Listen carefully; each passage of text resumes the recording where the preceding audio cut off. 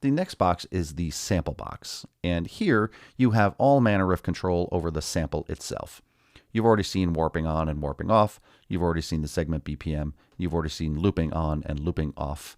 A couple of other things you can do here, just on the surface. We'll dig into some of them later. One of the first things you can do is transpose the clip. So while it's playing, I'm going to transpose it up and down in semitones. Flow so damn cold. Flow so damn cold.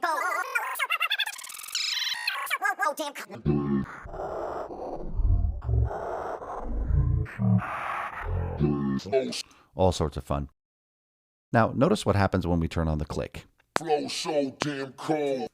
Let's just look at those first two beats. So while he's saying flow so damn cold, it's following the click perfectly. Now, if I transpose it up, say 7 semitones, it keeps the rhythm the same, but as you can hear, there are a lot of other sound anomalies happening at the same time. With digital audio that's not warped, there's usually a relationship between pitch and time. If you increase the pitch, you actually increase the speed of playback at the same time. Conversely, if you slow down the speed, you also lower the pitch. Ableton's warping algorithm separates pitch and time so that you can increase the pitch but maintain the time.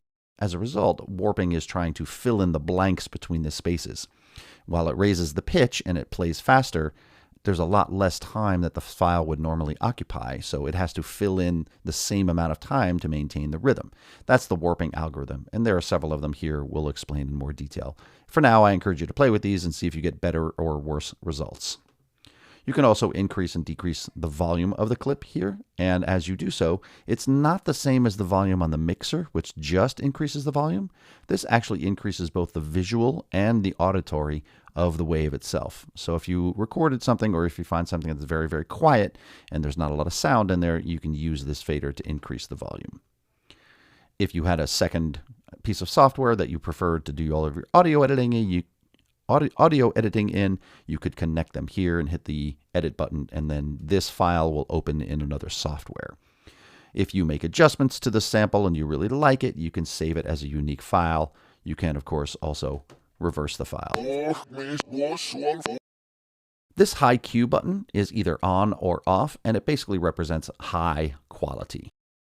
The last two things to experiment with, might be fun to play with, are these divide by 2 and multiply by 2, which do something very similar to the transpose in that you're adjusting one of the two parameters of pitch and time.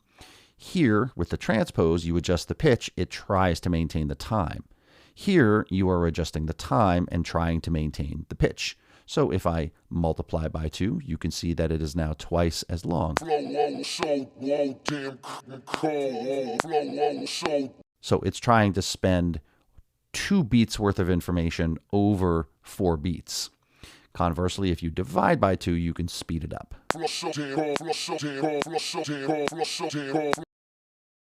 These can be very handy. And that is the sample box. Lastly, we have the envelope box. We'll see this in much greater detail when we get into the later sections on mixing and automation, but suffice to say that you can adjust various parameters of this clip to behave a certain way over time, every time. Right now, if we're looking at the clip and the volume, you can see that dashed red line, and as I move my mouse, the whole region turns pink and allows me to put a breakpoint, put another breakpoint, and then I can draw curves. Flow so damn cold. Flow so damn cold. We'll dig into this a lot more deeply when we get later on into the course. I'm going to hide the envelope box. I'm going to show the sample box and leave this as my default clip view for operations.